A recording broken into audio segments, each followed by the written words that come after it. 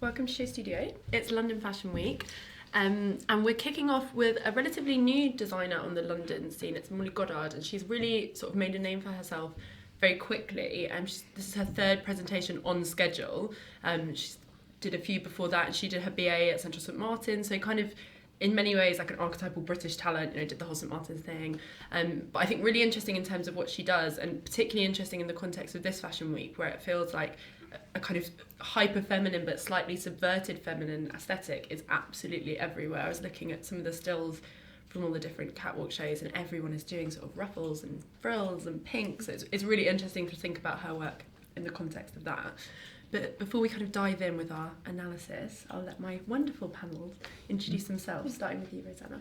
Hi, I'm Rosanna Falconer, and I'm Business Director at Matthew Williamson. Hi, I'm Marta, Represa, and I'm fashion editor for L'Express magazine in Paris. And I'm Sonnet Stanfill, fashion curator from the V&A. Hello, I'm Bertie, and I co-run a magazine called Mush Pit, and I'm a writer.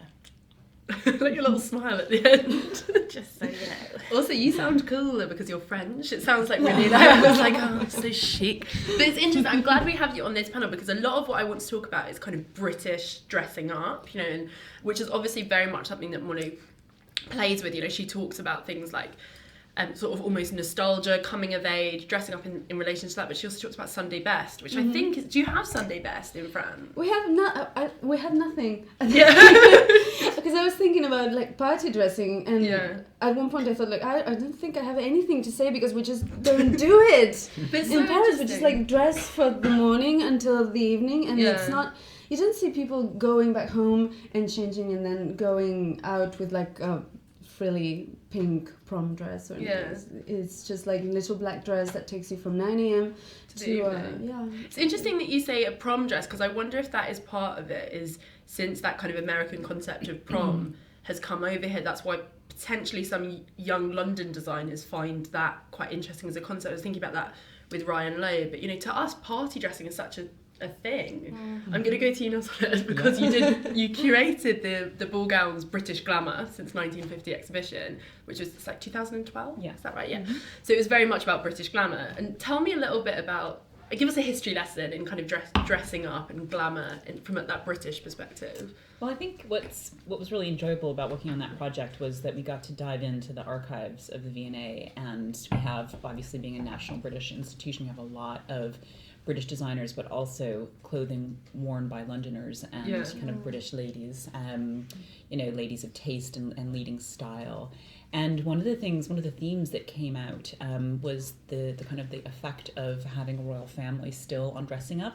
That's perhaps maybe not so much today, but certainly up until the mid 80s, there was always this sense of perhaps propriety, and also this kind of love and celebration of the grand gown. Yeah. And so we actually could do an exhibition about ball gowns that came right up to the present day, because British designers are still creating the grand gown, the big kind of entrance piece. I mean, not every designer does that, but in London Fashion Week, you'll still see a number of designers catering for that kind of occasion. And would you agree that it is you mentioned the kind of the royal family, but would you agree that it is because you also did the Italian Glamour exhibition. I haven't got that wrong, have I? You did. Yeah. Okay, I was like, oh god.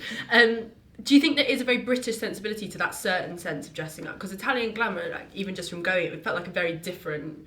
The Italian notion of dressing up is very different. There's not that primness, perhaps. I think that's true, and I think too that the Italians have a certain level of informality even when they're dressing for high occasion.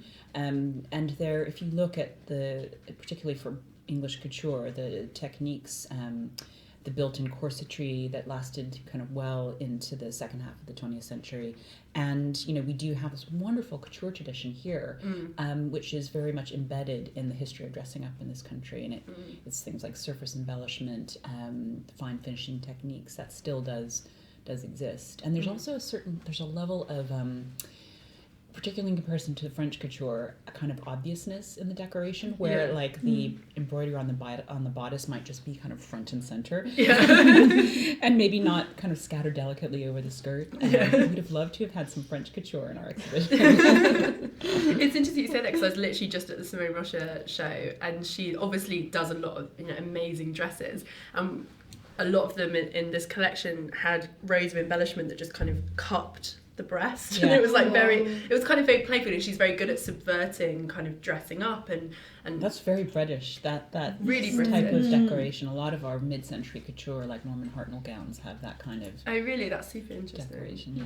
But it's interesting how Molly does it, because I feel like, I think it's interesting what you say about how we see a lot of gowns, because I think you do still see that when you're at London Fashion Week, whether you're at a McQueen show or what have you, you see these amazing gowns. But Molly, as a young designer, it feels like she's almost subverting what our sense of what it means to be a kind of well-dressed female is. I feel like she's very informed by young women and her own life and what women want to wear, and I feel like she thinks a lot about things like gender and expectations on women. And what's your take, because you've interviewed her a few times, haven't you?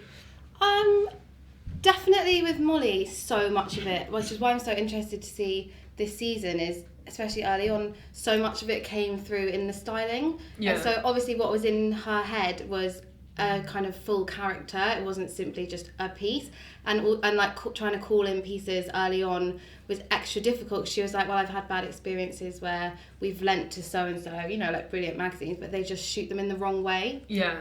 And like that idea of kind of being misinterpreted with her work is really, I think, really important.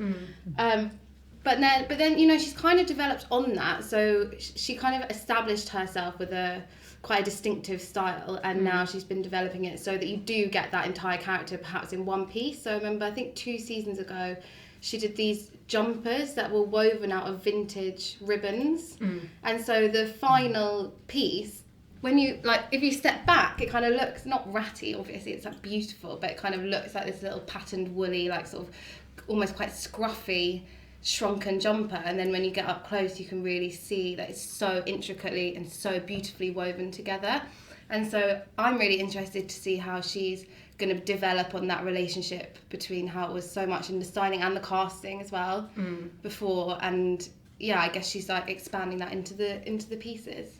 Which is interesting you talk about it looking a bit ratty, because I also think that's very British. Yeah, that sense absolutely. of, like, Always a patching bit things. undone. Yeah, I thought about that loads when I went to the Isabella Blower exhibition, how she'd have these amazing dresses and then you could see like safety pins in the side, but she would still, I've got fond and fancy, what on my front is really attractive, but she would like safety pin them and still wear them, and I think that's really British, that kind of slightly I think the thing that Molly does that makes her design so current and feels so fresh and so different to, I suppose, if one ever saw them on a rail, they might go into that kind of 80s debutante frou-frou territory.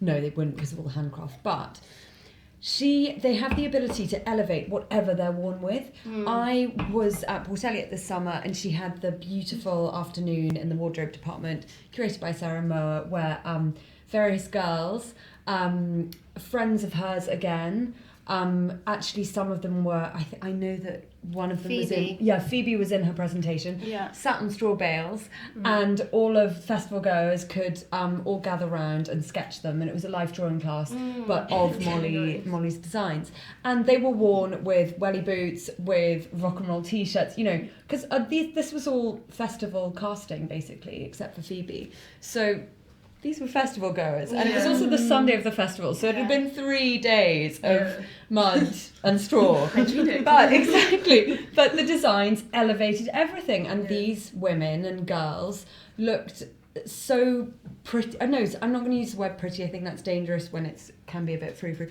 They looked beautiful, and I think it was a really striking concept. And the drawings were... Because you can't take them too literally, that's the thing. Yeah. They're always with a kind of a wink and a nod. Yeah. And I think that your comment about the craftsmanship, I mean, you look at that smocking and it's kind of a special kind of crazy, because it takes hours and hours and hours to create it. And the challenge, I think, is going to be how to take the business to the next level. Well, that's the thing, it's like, wouldn't we all love to wear a Molly Goddard dress to a festival? Is that ever going to be possible? To Well, me, she said she wants so. to keep her price. So her price at the moment is like 400 to 1,200.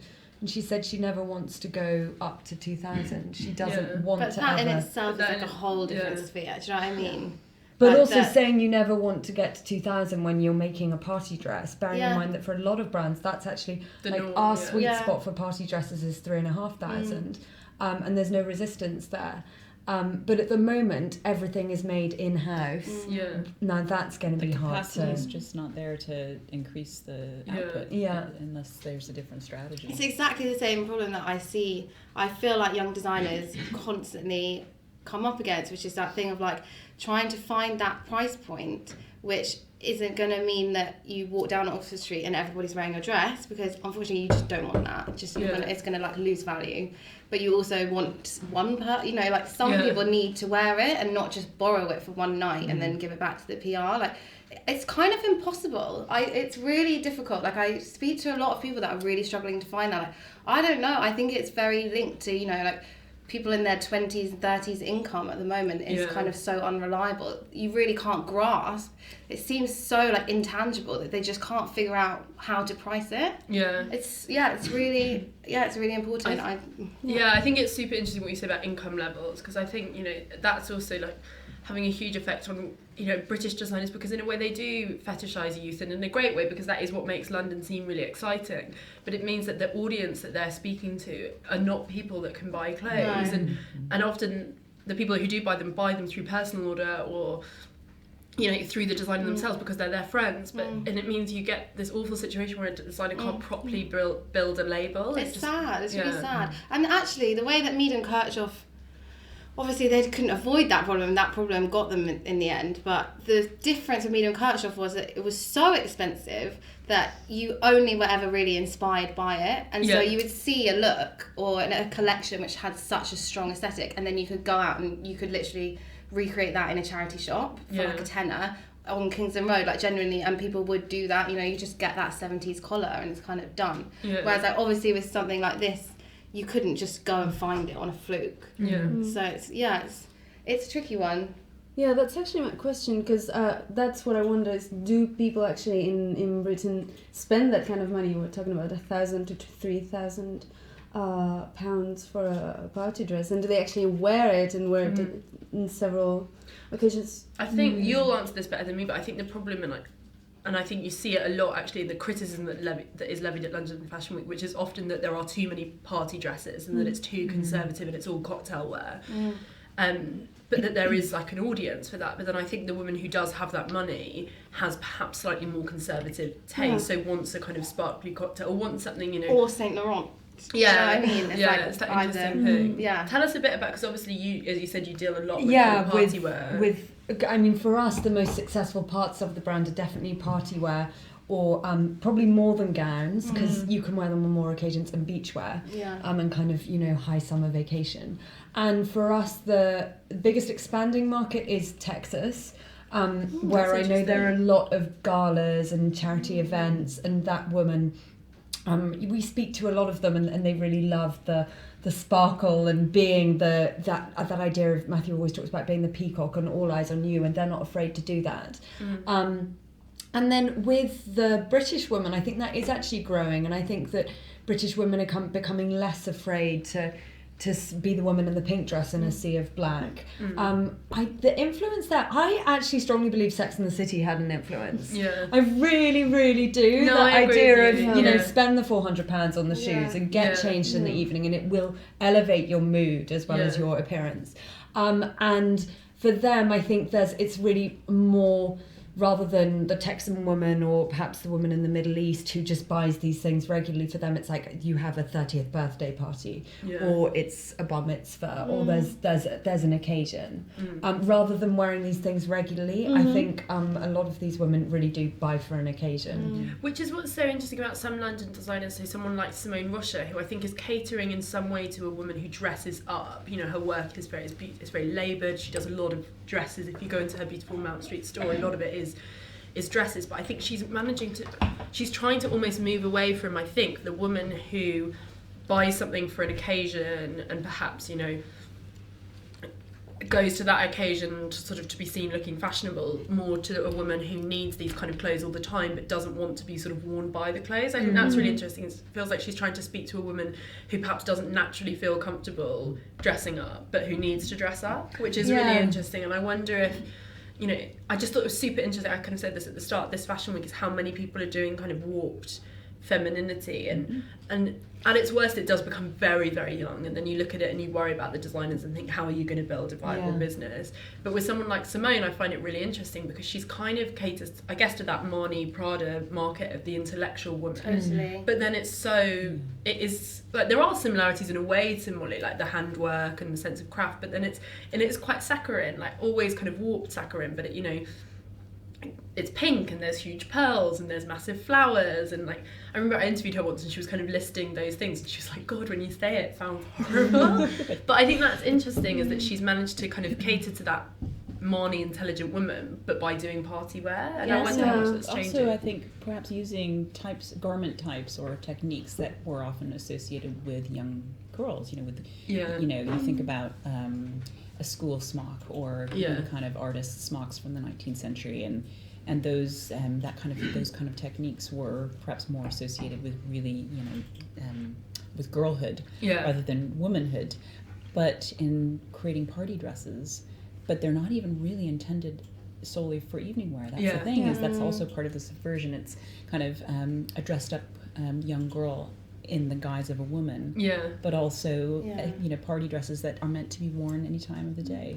They looked really appropriate at Port Elliot. They really did. On the hay bales. I guess it's that street style era, isn't it, where actually everyone peacocks a lot of the time. Well, Simone's been doing these amazing things where they look like a dress at the front, and it's almost like an apron, and it is open at the back, and she tends to sort of show it on the runway with tailored trousers, but it means you would wear a party dress, but then you turn around and you're actually wearing it over jeans, and I think that's really interesting. And it's interesting, this girlhood thing, because I'm obsessed with this, and we did a whole project on Shea Studio, it was like 2013, called Girly, which kind of looked at why this was all happening, but I still find it fascinating as a topic, not why women want to dress in sort of girlish clothing, but why they feel comfortable now doing it. I think what's changed now, where things like pink or big pearls or flowers feel right, because I think there was a long time where women almost felt, if to be taken seriously, they had to be reserved, and I wonder, does that still exist? What's changed? I think it's been demystified, I don't know if you would say that, but in the way that I think it has maybe to do with the way feminism has also changed. You used to have to wear power suits and just like dress very seriously to be taken seriously. Now I think it's fine, you can dress girly and be still taken seriously. And also with designers like Simone Rocha, there's something very erotic about a pink teal dress with embroidered flowers, because there will be a little peekaboo in a really unexpected place, for instance, with Molly. And I think what feels really British for me is that it's never just first degree. It looks like a girly party dress, but it's not. It's punk, or it's erotic, or it's really grown up, actually. So it's just they've taken it to next level. So I think that's there's always that subversion, I guess, which stops it feeling. What's your take on it, Bertie? Why do you think? I mean, it's a I'm big not topic. Convinced, to be honest. I think absolutely the like more that women can dress however they want and wear a pink smock if they want to and be taken seriously is brilliant, but the kind of fetishization of youth that I still find like so incredibly like disturbingly prevalent, even this morning when you see like Instagram pictures of casting and they literally look 11 and like the hair and makeup is there to make them look 11, and it's just something about it which concerns me. Like, you know, we have this whole culture of perfume adverts where all women are tiny and all perfume is enormous, and they're like straddling these enormous bottles, and I don't know, like it's so... You're thinking of the Chanel one? Yeah, all of it, but like everything. It's tiny little women that are so unthreatening and they're so innocent, and like they've got this long mermaid hair, and something about it just doesn't sit right with me. But you know, that said, there are certain ways of doing everything and subverting it in a totally punk way, and as long as you're kind of conscious of what you're doing, more power to you, like do it. But do you think there's certain, it sounds really simplistic to be like, there's certain fetishizations of youth that are okay and then ones that aren't okay? And I was thinking a lot about that when you look at someone like a designer like Ryan Lowe or even Simone or Molly, there is something about young femininity that they find interesting, but then it feels like, you know, why shouldn't they consider that and champion that? Absolutely. But it's like, how does that then, as you say, become separated from this general and, yeah, as you say, disturbing and inappropriate obsession that fashion has with youth? It's a weird one that they become kind of mixed together, and it feels like... I mean, yeah, it's a tricky... I feel like when you're young, a lot of your experiences are incredibly formulaic. When you're discovering what you're passionate about, you generally tend to be quite young. Yeah. And so there are tropes of like youthful dressing which will stay with designers forever, and that's wonderful, because those will be pieces that they can reimagine constantly throughout their careers, and that can be really exciting. But there is just kind of this general, like, youth is in again, do you know what I mean? There's a youth issue every 16 months, and everybody does youth, and like, who's young, and it feels so kind of forced. And I wonder if it's commercially viable from a business perspective. Just knowing, not just knowing our customer, but equally thinking about the Net-a-Porter customer, which they're our exclusive wholesale partner, and I have a lot of experience of that. And just going to parties generally, women have the confidence now to not just wear a little black dress and to make a fashion statement, or to wear colour and wear print or wear incredible embellishment. But I don't think they yet have the confidence to go in something that your average woman would see as quite quirky, very high fashion. Yeah. And therefore, when they have that occasion and they're looking for the dress, I don't know if something that has that kind of childish thing running through it, I don't know if that would be appealing, because really they want to look sexy. I don't think women dress for men. I think they dress for themselves, but feeling sexy is what makes you feel confident. And and generally for party wear as well, that's what most women are looking for, is something to reveal the body, and something generally is like thinking of an Elia dress that's bodycon, and if you think of the, you know, if you kind of think of, I don't know, Harrods or Harvey Nichols' most successful party wear brands, they are generally pretty darn sexy. Or if you think Balmain now, and exactly. That. And it's strange because the alternative to that has always been to wear something like a suit, or like, you know, smoking, that whole thing in a really similarly sexy way. Exactly. The alternative has never been to wear something kind of saccharine and charm-like, and it's strange that, I think that is interesting. I've been thinking a lot about the youth thing recently, because obviously I just did my boy exhibition, Mad About the Boy, which is about like male youth, which I do think the obsession with male youth manifests in very different ways because it doesn't tend to be aesthetic, it tends to be about rites of passage or groupings and things like that. But I was thinking a lot about why it continues, and I think, you know, this is speaking a lot about designers who work just in menswear, but obviously a lot of them work across women's as well.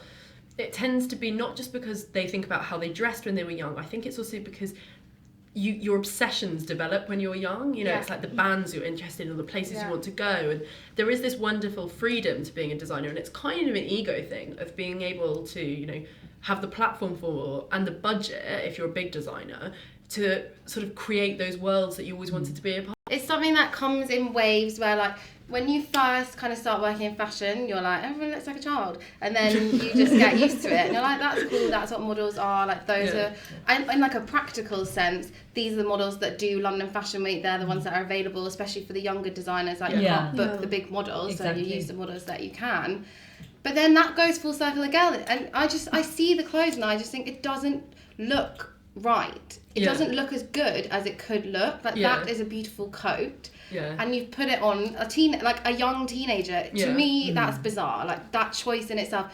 You know, and to bring it back to Molly, you know, subvert that and cast your friends. They're not going to ask you for money because they're your friends and they're like your age, and it makes sense. And we're seeing that a lot more so, like Claire Barrow, her casting's like amazing, really interesting. Molly does it, of course, like in the Charles Jeffrey show. It's all kind of street cast. But it does still tend to be young. But absolutely, it's a weird one. I was thinking about this in London as well, how we always say young designers. We don't even say emerging designers. It's as if this like, even that is a part of it. You have to be young. Beginning your career. Yeah, or like you have to be young to have a good idea. I know, when does that end as well? Literally when they do these features, they're like, young London creatives. And you're like, that person is 29. Like, are they still a young London creative? Why can we not just be a London creative? Or an emerging designer. Like, I think it's very difficult as well when you've been considered a young London designer for like 4 to 5 years, and you know you maybe haven't had that big kind of commercial break yet, so you're still kind of struggling to poodle along and do your thing,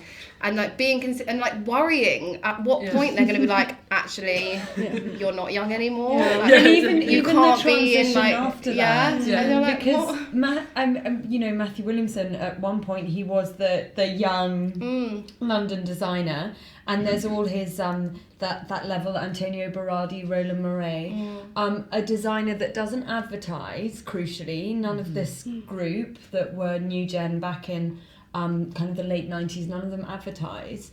But they've all got good commercially viable businesses, but you're therefore, particularly in press, it's quite difficult to get the attention, because you're no longer young and hot, but you don't advertise. You're in this place in the middle. It's like no man's. It's kind of binary. It's either emerging or young and established. Exactly. And that is ridiculous. Not to to name drop my own thing, but that is why with Mosh Pit, like, we grow it as we get older, and we'll never be making it for like 20-year-olds now, because the point is, like, organically things get older, and that's fine. We all need to accept that. Sorry, go ahead. Well, I was just going to ask about you know, showing clothes on young models when in fact, because of buying power, it's probably an older woman who's making the purchases. So I wonder maybe if you have experience with that. Our average customer is 45. And one of our biggest customers is 70. And they love, you know, the party dress, that kind of piece. And I really notice so often that a catwalk image, or even a campaign image, although we do really try, and I think more and more we're trying to find campaign models that look like real women, not look like real women. That's badly phrased. I'm going to end up in someone. They look like women. They've got boobs. They've got a proper figure. When a customer is kind of thinking about a purchase and you're discussing it online with them, sending a street style image or sending an image of a blogger, or often our customers post on Instagram of them wearing the garment, that actually really helps. They love seeing it on a real woman. I actually just wrote a piece about this in today's Financial Times. So go and buy it, which is all about the business of street style, and a big premise that came from the photographers, but also from the girls themselves, who are like big street style stars, is the reason there is so much money to be made from it is because those images seem so much more authentic. So they appeal. You know, brands love them, e-commerce sites adore them, because it looks like a real quote unquote woman in the clothes, and there's such important advertising leverage, and it's really interesting that that's become such a big part of sort of how people see authentic fashion. And I think off the back of that, you see a lot of campaigns that try and mimic that aesthetic, where you see campaigns which try and look like, you know, a woman in the street. It was really funny because they ran the piece, and then there's an advert like on the bottom right hand corner of the page, which is like a man in a suit leaning against a railing, and it's exactly the sort of the point of the piece, and it is super, super interesting. It's that sense of reality sells really well. Definitely now. It really pushes to, it's that That's tipping so point. And for your average woman, I think it feels a lot more attainable. I think you can often, street style shots are headless too. They feel like they're in movement, so you can imagine yourself in that. It's fascinating. It's such an interesting point of change in so many areas. I mean, it's this kind of power of the people in some ways, but also too, as we were talking about earlier before the cameras were rolling, about this shift of buying from the catwalk, and the whole retail model is changing as well. And so it's kind of exciting, you know, to be in the business at this time. Our highest traffic last year was brought to us when bloggers wore garments. I keep saying garments, wore our designs. Not from when celebrities wore us, or perhaps Fashion Week. I think traditionally, probably when I started at Matthew Williamson 3 years ago, the peaks in traffic would be Fashion Week. And now obviously we're trying to play Fashion Week in our favour by going in season from September, well, from now really. So it's fascinating how it's changing. Should we look at Molly's collection? We have. Do you want some more champagne? Yes, please. I saw you like staring down the bottom of the glass. It's a party panel. It is a party panel. Bonnet fancies. So as I was saying, this is Molly's. It's her third presentation on schedule, and I spoke to her PR. Like, not actually specifically because of the panel, just in passing, and she was like, it really is kind of, we try to think of this like couture level work, but not the kind of couture sensibility, no stuffiness, but more kind of really thinking about making these pieces as amazing as possible, but also almost like how much fabric can you get into a dress. So I've kind of been looking forward to seeing the collection. Can we go back to the first look just to have a... This reminds me of Charles Anastas. Yeah, well, there's a lot of Charles Anastas Which is shout-outs, brilliant. because Ryan Lowe obviously worked with him for a long time, and then his Thank work is you. very... I love that. It's a different type of fabric that I'm used to seeing, though. That's quite interesting. Same techniques, but... Well, it feels sheer robust shift. in a Yeah. way. I think that is what's interesting, is that... And the way it's styled, like, she doesn't look like she's going to a party. She looks like she's at a... we can do festival or party. Yeah. That can be our, like... Just change your barometer. footwear, put some wellies on. Yeah. Yeah, totally. Should we see next one? But this, I guess, is what you were saying, Marta, about the kind of subversive thing, where it's kind of sexy, but it's very good. Like, that's such I mean, that is probably the like sexiest piece I've ever seen Molly do. Yeah. Like a silk slip with a black tulle over is, that's very new for her. But then the But shape of it also is very really girly. not, absolutely, and the shape's like very classic her. Yeah. And that That's makes me nice, think that's there's a lot interesting. of that going on. It makes me think of the Miu Miu, I think it's a summer collection, where there was some tailoring pieces, and then these like soubrette aprons in transparent, I think it was silk. But you see that a lot now, like transparent stuff, but as we said, like worn with jeans or that kind of thing. But the Miu Miu the Monroe show that we just saw was the same. It's the same thing. I went to see those Miu Miu pieces in the store the other day, and they're really, really interesting because they do look like you could completely take them in anywhere. Like I can imagine a woman walking in and buying it almost like party wear, like with a little slip to go under it, or you can imagine someone like, because it is quite almost casual, because it's slightly with a lot of this stuff that we see, it does almost look, it goes back to what Bertie was saying, a little bit awkward or a little bit sort of almost like old, like it's vintage, and I think that's interesting. And also you can wear it with lots of things, so you wouldn't have to buy it just for an occasion. You can just like style it as you Layer it want. and style it, yeah. So this is like the Molly interpretation of the little black dress. Yeah. But it's very her. Yeah, I love these socks. They're like black ruched net You socks. love socks. I love a sock. I love those. Just going back, I don't mean, I keep going to you, Sonnet, like you're our history correspondent, Oh, but yes. just in terms of kind of, if you had to cite the influence of an era on Molly's work, what would you, do you see elements where you're like, oh, that's kind of, that's very 50s, that's very this, or is it? Certainly with this dress, that décolletage to me looks kind of classic French couture. I can think of some Dior gowns, cocktail dresses in our collection that would have that kind of neckline. But it's because of the childhood references, to me they seem, because child's fashion changed so much more slowly than women's. It was often frozen in time. So there is a kind of post-war timelessness about it. I think you can't quite pin it on a particular. It's more of a mood or an atmosphere. But this to me, it looks a little bit like. Perhaps the way it's styled, but it looks a bit like you're a young girl's first serious dress. And perhaps the way that the model has been styled, it kind of emphasizes that. But it's an elongated skirt, but it's not full length. It's kind of in between. And it's got an adult style bodice with a kind of shaped waist, but it's not fitted. I mean, certainly she would never be fit. Although that little slip dress with a tulle over it was a bit of a nod towards more shapely. Fitted silhouettes, but no, it's a kind of almost like a kind of coming of age. I remember dress. my first party dress, actually. I was just thinking that you said What was that. it? I remember It mine was too. amazing. It was like a kind of tealy turquoise, and it had like a little black velvet collar. I can't remember if it was long sleeves or I think it had little puffy sleeves, and then little black belt, and then the skirt came to about there. My sister, she's 16 months older than me, so we're really similar in age, and we used to look very similar. Now we look completely different.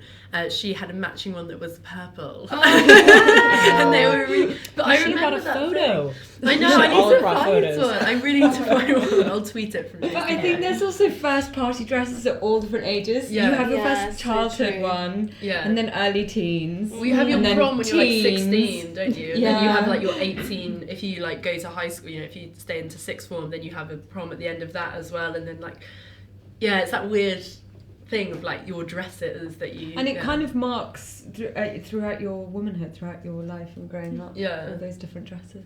So true. It's really interesting. Yeah. Just thinking about the childhood fashion thing, that's actually something really interesting because I never really thought about that.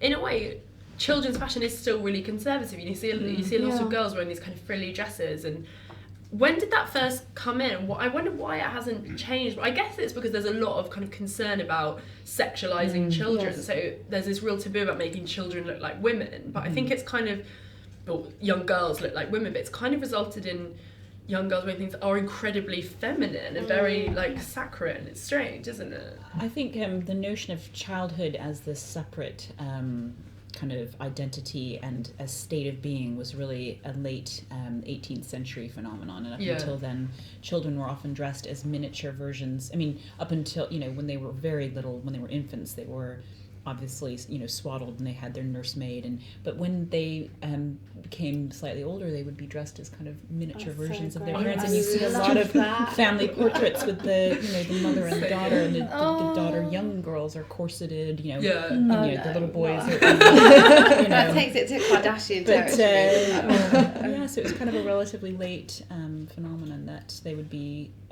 dressed differently in order to signify that it was a different state of being was childhood. It's interesting because I think part of it is children are very gendered still. I know there's a lot of talk of like toys being much more kind of, you know, letting girls play with what they want, letting boys play with what they want, but there is still that thing of dressing. You think if you were taking a child to a wedding, the girl would look like a girl and the boy would look like a boy, which is interesting because it's dangerous in a way because you're putting those genders in place really early, but then the thought of taking a little girl, like a teeny girl, to a wedding and putting her in a suit just seems completely insane.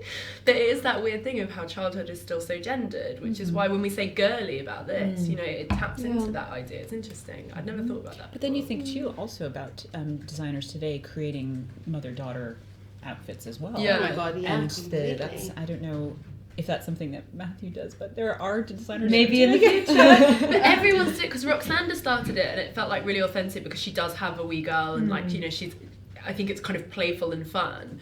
But now it's obviously such a big market. Like Balmain just announced that they're doing children's wear and you know, that's obviously, it's interesting because Balmain doesn't really, you know, they did the fragrance with H&M, but if you'd have said to me what area of Balmain going to go into, I would have said like cosmetics and fragrance because it feels so in step. But they've done their market research obviously, and it must be kids wear that they think is the thing that's going to make the money. I find that quite sad. I find it absolutely terrifying in a way. Imagine that if you're a child and your friend's got a Balmain outfit and you're just like, oh, what the fuck is Balmain? But I don't remember that from my childhood Not at all. ever being. No. But it was never about, well, I speak for myself, but as far as I'm aware, it was never, and it never will be for children, about a designer label. It's always for the the mothers. item. It's the it's the low-waisted jeans, or you know, it's that like corn hoodie or whatever it is. I don't think you can convince children to care personally about designer labels. So, which makes it much more terrifying is that it's the parents kind of vying against one another. But then I worry that you could, which is what scares me, because I remember when I was a kid, it was during the great yo-yo phase of like 1996 or whatever it was, where everyone was obsessed with yo-yos, and I distinctly remember it was the brand of yo-yo that you had that made so it worries me that now that fashion is so much bigger than it probably was when I was growing. I mean big in terms of pop culture awareness, that actually you will get kids where, you know, it's like Pogs or Pokemon cards, you're aware of levels of whether something's good, and I worry that will get to a point where children are also aware of that in terms of, and children have always had it with footwear. I think there was always Kickers, Vans, Stoppard, Converse. My first pair of Converse young.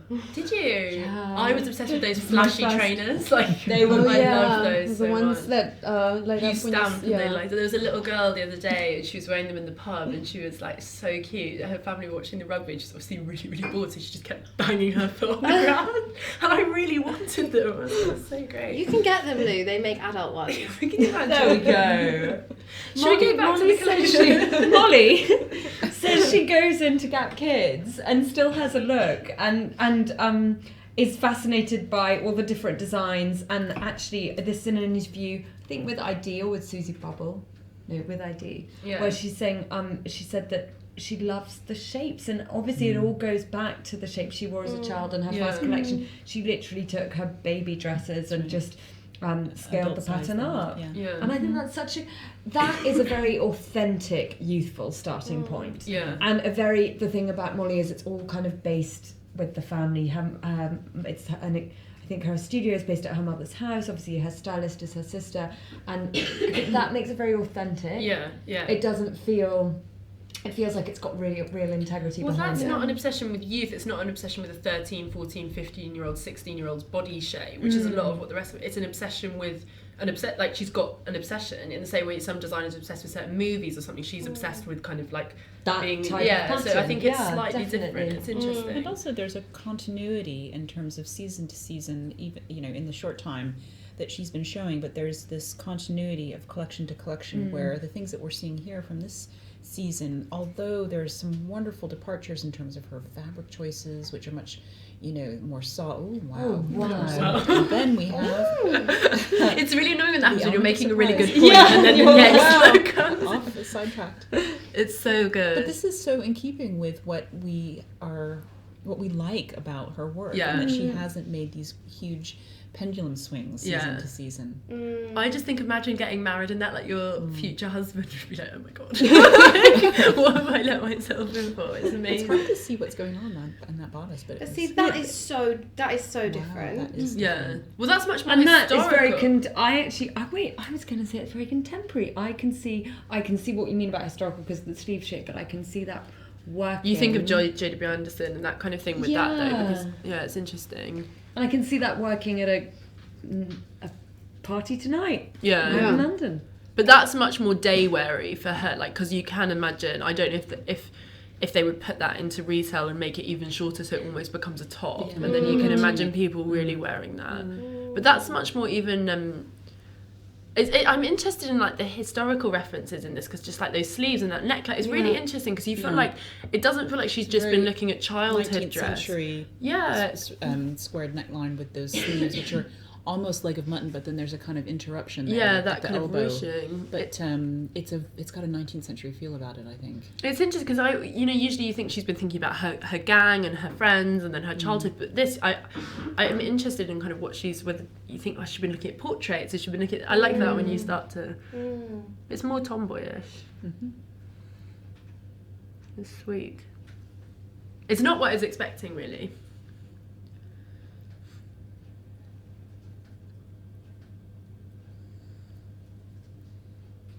It's more conventional to me. Yeah. It's less of a surprise. Do you like it, Bertie? Because I know you're a fan. I really like it. It feels so different to me. Yeah. It definitely retains that aspect. I mean, I always loved it because there's so much to say about it. Yeah. Which is like a gift if you're trying to write about it, because it kind of is a political statement. Even though actually she's not that keen on projecting those like politics onto it, and she's not like that keen on kind of discussing at length like the feminism which may have inspired it. But to me, like the pieces themselves were really interesting in that context, whereas this kind of feels just like maybe slightly less political and more about the clothes, as like she's becoming like really an established designer. Yeah. She's got her aesthetic and she's playing with her aesthetic, and it's working really well. I love that. Yeah. So I am really drawn to this kind of dressing. Like, I do really like it. Yeah, it's And you great. do it well. It's so nice though. It's funny, you're either extreme. You're either menswear or you're a or like I'm in like a fluffy thing. Thank goodness. That's a Grace and Perry number. Yeah, that's so Grace and Perry. I love that. I mean, that is kind of actually so far one thing that I think I'd put on and like go out and have so much fun wearing, and you could really like buoy it up. And that's what you want in a party dress. Exactly. Yeah, but That's always the best feedback you can have on a party dress, that you just have the best just night had in the it best and loads of time. I mean, fun. imagine being out in that, be brilliant, be hilarious. But then it goes back to that thing we were Twirling. saying at that start of like, how did 20-something women afford this? Because you're saying, you'd love to wear it. Yeah. You're in your 20s, so it means that you. But then these I are guess sold at what it Dover Street does Market and. in this, and perhaps I'll never get to go out and get drunk in that dress. It's probably good because it would stain quite badly at the side. But it recalls talking so much about youth is just that sense of freedom. Yeah. And so that kind of, that letting go, you don't have a bag with you. You don't need a bag. Like, you're just out, you're in your dress, like, you're done. You're going to stay out all night. Like, you don't really care about anything, and you're just going to, like, flirt and have a great time. And so, like, yeah, exactly. It's not kind of undermining the ideas of youth. It's like reveling in them. But then I wonder if an older shopper who can probably afford these pieces wants that sensation for an evening, because I think you're right with youthful party wear. It is that thing of, you know, not having enough stuff with you. Maybe you're at a house party, you're not really in control, you're running around, and you're attracted to garments that remind you of that. But I wonder if someone who's, say, you know, you're saying your average client's 45, if someone who's 45 who's buying a party dress wants something that makes her remember those things, they probably want something that actually the opposite, makes them feel in control. Well, it's not the same parties generally. No, exactly. It's not like... And I think, I mean, there's no doubt, I'm probably talking about our regular customers there. There's no doubt that we do have women in their 20s and 30s, early 30s I should say, who buy, but it's for an occasion. Yeah. I think perhaps also just later in life you do have more formal occasions. Yeah. But I think the great thing about London youth today is that they're finding occasions to dress up, and that's what I love about it. And this thing of put on a party dress and you don't know where the night will take you, but guaranteed in this dress you'll have a better time. Yeah. But then that's one of the strange things, and to tie it with, you know, one of the other kind of continual influences on British fashion alongside kind of dressing up is also club culture. And then you think part of what makes these clothes great is because you can imagine having the occasion to wear them within London. That is things like going out, going clubbing, but then all the clubs are closing. So then it's this weird thing where a big platform for a lot of these young designers usually was people going out to these amazing nights and clubs and being able to wear the stuff and show them off, but that just doesn't really exist anymore, and that worries me a little bit. I was thinking about that with Charles Jeffrey, who we've talked about, because he, so much a part of his aesthetic is it's this world that he does, the Loverboy thing, which is his club night that he does at Vogue Fabrics, and then also his collection, and it's all about that nightlife. And it's interesting with him because he's created that stage and there is a night you can go to, but I think if he was talking about that in abstract terms and didn't have a specific club night, it would feel really irrelevant, because you'd be like, well, no one goes out clubbing in that way anymore. It's not sort of the age of Lee Barry where you can just kind of dress up and go to a club. It just doesn't exist, and that worries me a little bit, just in terms of the young designers, is the kind of I definitely do feel like if we can't link a design, like if you can't link a designer to like even the smallest kind of cultural movement or attempt to create a cultural movement, to me, like essentially what they're doing is pretty much irrelevant. Unless it's like really, really intricate and kind of groundbreaking textiles, fine. But otherwise, like if you're like a pretty young or emerging designer and you're not linking in your work with something which reflects into the outer world, well, what's the point? Well, that's very much what, in terms of designers that we acquire for the permanent collection at the museum, that even if they can be emerging, they may not be extremely well established. Because you have some medium ketchup pieces and stuff, don't you? We do collect, you know, thanks to events like Fashion in Motion, which sometimes showcases young designers. We have an early Roxanda, for example. But I think you're absolutely right that it has to reflect, if you're going to take a bet, particularly for a permanent collection in a museum on a designer that maybe isn't established, it has to speak to some kind of zeitgeist that's going on. Yeah, I completely agree. Like what you were saying reminded me of the Jean-Paul Gaultier couture show. Yeah. If you remember, he recreated the Palace in Paris. But the thing is, that has died in Paris. There's no Palace. There's not really a going out culture thing going on right now. And there was a lot of party wear in that collection in the shape of, like, I would say 80s or late 70s French party wear, like lots of sort of pajamas, embroidered pajamas, and they were fantastic, but it left you a bit sad in the end, because it felt so nostalgic and so not current at all, even if it was absolutely beautiful and lots of fun at the time. But it's interesting that I think it's a point I've had a lot over this fashion week, where you look at stuff and then you just can't imagine the world that it can actually live in, and that's always a really weird feeling, where even no matter how amazing it is, you think, I don't know not even I don't know the woman that would buy this, I just don't know where she would go. Yeah. And in a way, maybe that's right. Doesn't that say so much though? Like Yeah. literally your previous sentences, not only do I not know the woman that would buy this, but I don't know where she would go. Yeah. I mean, it's a really crucial time, I think, for London fashion, where people really need to start addressing that.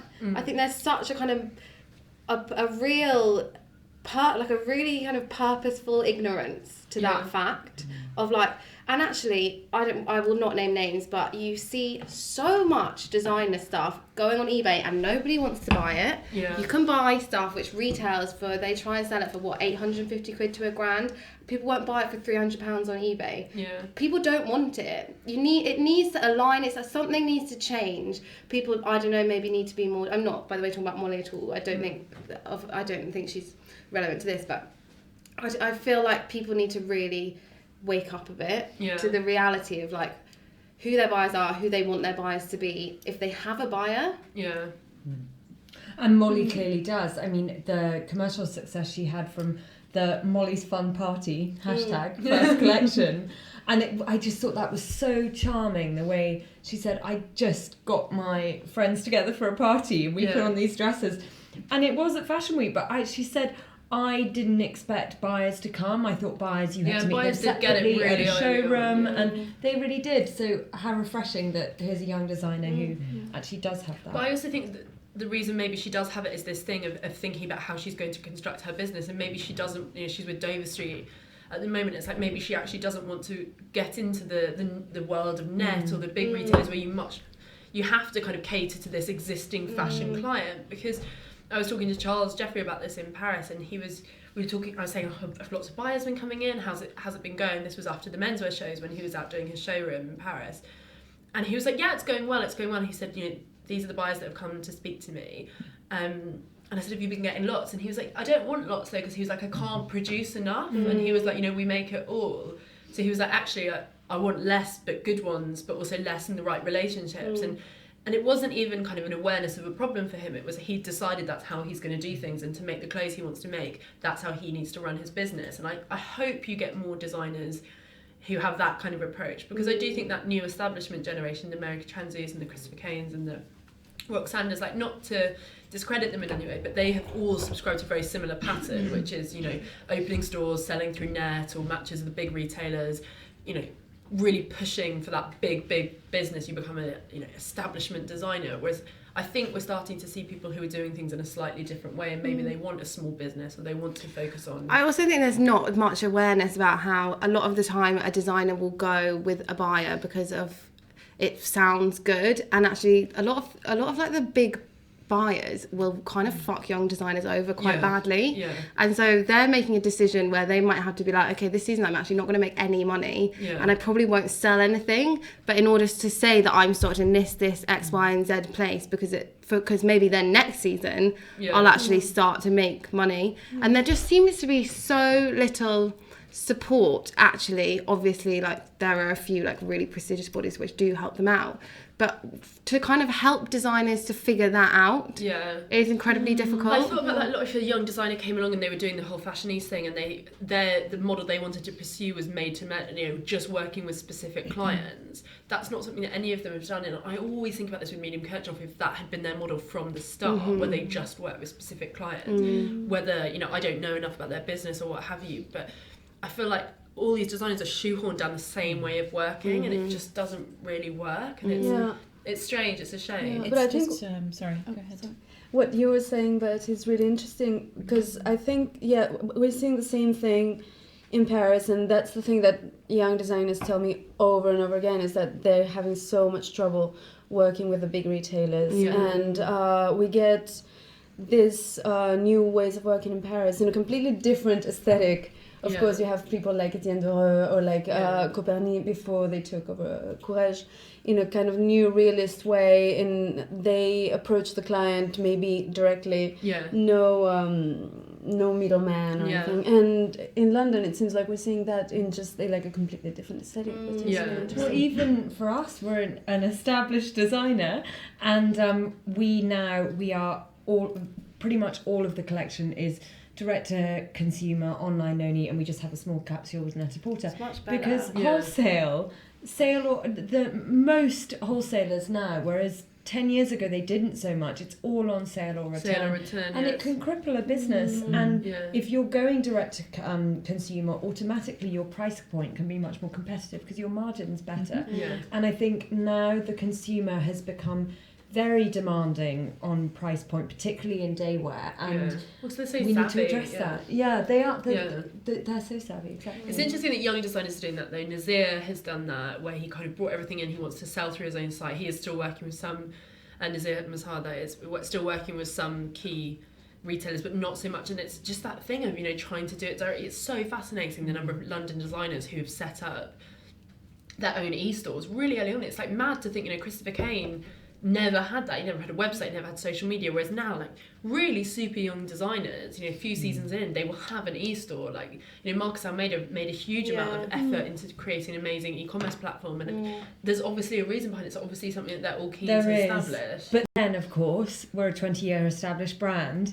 We've been able to build a customer base across the world because these customers have seen us in those retailers, retailers across the world. So it's a fine balance. So just going back to Molly, what are our thoughts on the collection in terms of, is it a step forward from what we were expecting? Is it different? Is that the final look just then? Yeah. Mm-hmm. It's kind of like, but it goes back to what we were saying. We were talking about those Simone Rocha aprons. Those aprons. That was a similar thing where you could just put that on over jeans. I think it's really interesting. And I went to Simone. I keep talking about Simone, but I went to Simone's Mount Street store, and there was those aprons. They were there on the shop floor. It wasn't like a show cool concept that she'd done. They were there, and they look really, really great. So it's interesting. I think we're seeing similar silhouettes, but again back to this use of materials, less of the kind of tulle, but in more kind of substantial fabrics, which is really an interesting departure. She's always said that she used tulle because it was the cheapest for her collection. So now of course she can progress, and it does give it an more sophistication, definitely. I'm also just obsessed with the wee shoes. They're so cute. I know they are like my mad little shoes. So we're impressed then. Definitely. What would we like to see happen for Molly? Would we like to see just more of the same, in the sense of keep working with the retailers who are kind of understand her aesthetic, keep staying close to what she does? What would we like to see for her? It's strange to say that about young designer. Well, first of all, from the collection, I have like the separates in this, so maybe more separates because they're very commercially viable. Yeah. And then also I actually really love what she said, that she's got this reticence to expand to mass production. And if she does, I just really hope she's able to find the right factories for her with the right skill set. Yeah, and that's a good one. Practical advice. Anyone else got anything to add? Yeah, just like see her go on developing her identity, which I think could be really unique and really different, and work in so many different markets. Well, what's exciting is when you can already start. I can imagine what her perfume would look like, or what it would be like if she did a homeware collaboration, or what it would feel like if she did have like a pop-up shop. And there's a lot of designers where you can't imagine their world and you don't really know what they're about, and it's really nice that she's got such a clear identity like that, because it makes you think she does have a point of view, which is obviously like the holy grail in fashion. If you have a point of view, it sounds obvious, but a lot of people don't. So that is exciting. Should we give her a round of applause to wrap things up? Yes.